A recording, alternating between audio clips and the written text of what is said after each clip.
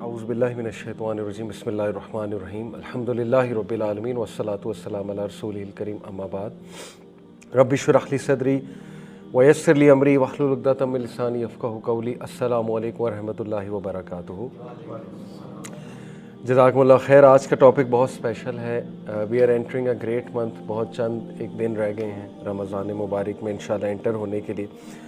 تو آج انشاءاللہ میں چاہتا ہوں کہ میں اپنے پلانز آپ کے ساتھ شیئر کروں، آپ لوگوں کے پلان سنوں، کچھ ڈسکشن بھی کریں، لیکن یہ کہ کچھ یاد دہانی کی باتیں، آلدو سب کو پتہ ہے رمضان از اے گریٹ منتھ اور اس کے کیا فوائد ہیں، اس کے کیا ورچوز ہیں، لیکن بہت ضروری ہے کہ ہم اس میں with the right mindset enter ہوں اور پہلے سے تیار ہوں۔ اس کے حوالے سے اس حوالے سے میں سوچ رہا تھا کہ دیکھیں بڑا ضروری ہے پریپریشن کرنا ایک منتھ کے حوالے سے، وہ بھی اتنے گریٹ منتھ کے حوالے سے، کیونکہ حدیث میں آتا ہے کہ پروفٹ صلی اللہ علیہ وسلم اور صحابہ تو 6 ماہ پہلے سے اس کی پریکٹس شروع کر دیتے تھے۔ جسٹ لائک ایک بندے نے میراتھن ریس میں انٹر ہونا ہے تو ایسا نہیں ممکن کہ وہ بغیر کسی ریہرسل اور پریکٹس کے میراتھن میں دوڑ لگانا شروع کر دے، 10 منٹ بعد وہ تھک جائے گا۔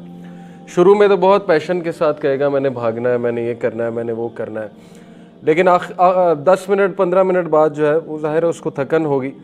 اور یہی ہوتا ہے کہ ہم رمضان میں بہت سے ایمز اور گولز کے ساتھ انٹر ہوتے ہیں۔ ہم کہتے ہیں ہم قیام اللیل بھی کریں گے، ہم تہجد بھی پڑھیں گے، ہم ڈیلی تراویح میں بھی کھڑے ہوں گے، لیکن 5-6 دن بعد جو ہے نا وہ آہستہ آہستہ وہ پیشن وہ ختم ہوتا جاتا ہے۔ وجہ یہی ہے کہ ہم نے پہلے سے اپنے آپ کو تھوڑا وارم اپ نہیں کیا۔ وارم اپ ایکسرسائز بہت ضروری ہے رمضان سے۔ جیسے اگر کسی نے میراتھن میں بھاگنا ہے تو وہ 10-15 دن پہلے بس 1-1 کلومیٹر بھاگنا شروع کر دیتا ہے، اپنے مسلز کو فلیکس کرنا شروع کر دیتا ہے، تاکہ جب وہ مومنٹ آئے تو وہ ٹائرڈ نہ ہو جائے اور اس کے پہلے سے جو ہے وہ ایک سٹیمنا بھی بنا ہو اور پہلے سے اس میں وہ سکت بھی ہو۔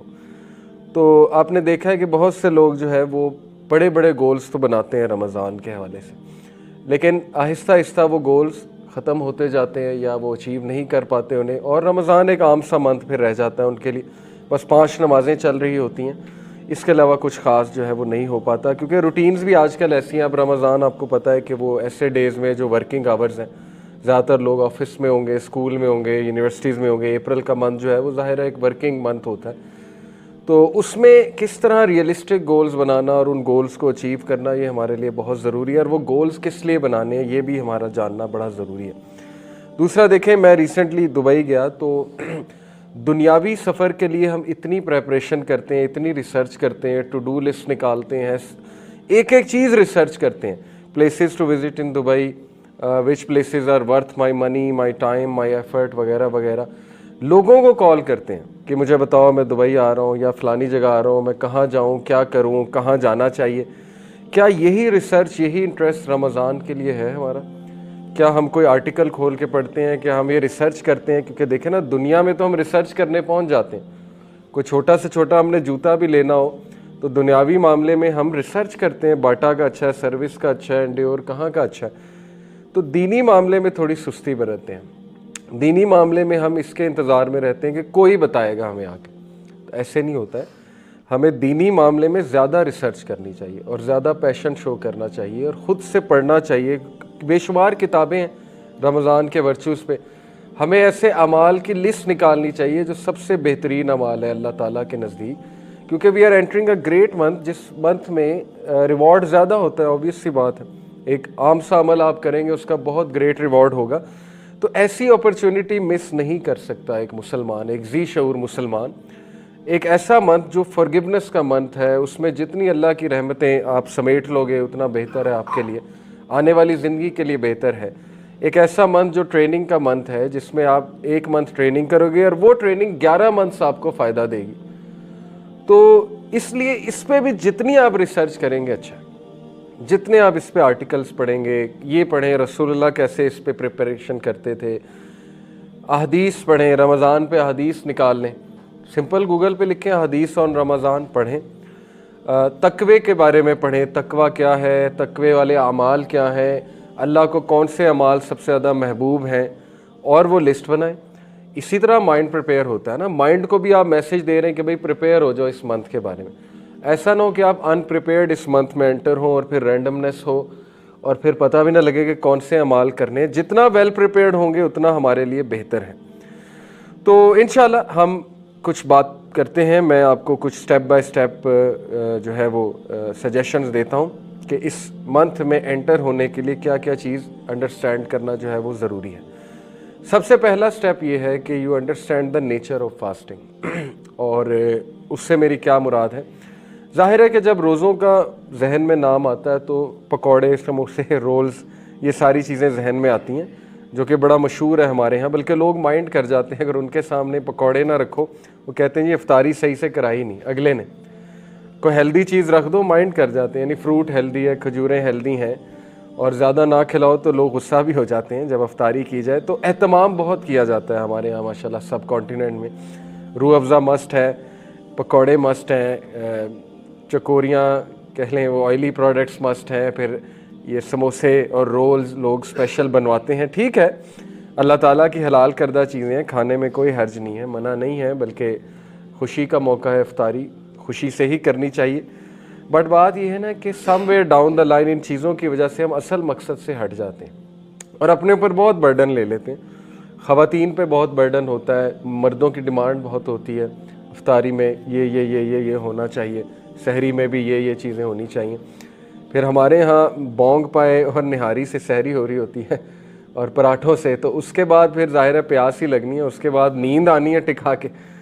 تو وہ بونگ پائے کھا کے جب آپ سو گے تو ٹکا کے سو گے، تو وہ روزے کا مقصد ہی ختم ہو گیا. اللہ تعالیٰ کا حکم تھا کہ روزے کو جتنا میکسیمم آپ جاگ کے گزار لو، جتنا اس کا وہ چیز فیل کر لو، روحانیت فیل کر لو. روحانیت اسی طرح آتی ہے، بھوک سے ہی روحانیت آتی ہے. جو بندہ زیادہ کھاتا ہے، زیادہ سوتا ہے، وہ روحانی تو کبھی نہیں ہو سکتا. یہ تو بنیادی باتیں ہیں، بنیادی اصول ہیں. کم بولنا، کم کھانا، کم سونا، یہ روحانیت کی نشانی ہے. حکیم لقمان سے کسی نے پوچھا تھا کہ آپ کے ہاں اتنے لوگ آتے ہیں آپ سے مشورہ کرنے، آپ حکیم کیسے بن گئے؟ تو انہوں نے کہا کہ 6 چیزیں ہیں: کم کھاؤ، کم سو، کم گفتگو کرو، وعدہ جب کرو تو نبھاؤ، آنکھوں میں حیا پیدا کرو، جب بولو سچ بولو. یہ 6 ایک باتیں انہوں نے بتائیں، تفسیر میں آتا ہے سورہ لقمان کی. تو حکمت کی یہ نشانی ہے، اور ایگزیکٹلی یہی 6 چیزیں رمضان ہم میں انسٹل کر رہا ہے. اگر آپ غور کریں، جب انسان روزے سے ہوتا ہے، اللہ کے نبی نے اس کو کم بولنے کا جو ہے وہ اس طرف اشارہ کیا، خصوصاً اگر بری گفتگو ہے. لڑائی ہو، انسان کہہ دے جی کہ میں روزے سے ہوں اگلے کو.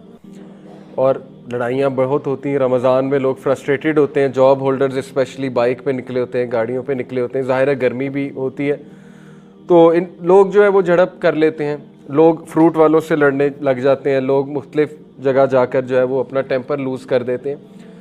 تو اس کے بارے میں کلیئرلی رسول اللہ صلی اللہ علیہ وسلم نے فرمایا کہ اللہ تعالیٰ کو تمہاری بھوک اور پیاس کی کوئی ضرورت نہیں ہے. اگر تم زبان کا ہی خیال نہیں کر رہے ہو، بیک بائٹنگ کر رہے ہو، اگر تم سخت زبان ابھی تک استعمال کر رہے ہو، یا تمہارے دل نرم نہیں ہوئے، تو دیکھیں ہر چیز کی پریکٹس ہے رمضان میں، اور یہ سارے اعمال تقویٰ کی طرف لے جاتے ہیں. یہ تقوی کی ٹریننگ ہے. اسی لیے اللہ نے قرآن مجید سورہ بقرہ آیت نمبر 183 میں کہا، یا ایھا الذین آمنوا کتب علیکم الصیام کما کتب علی الذین من قبلکم لعلکم تتقون.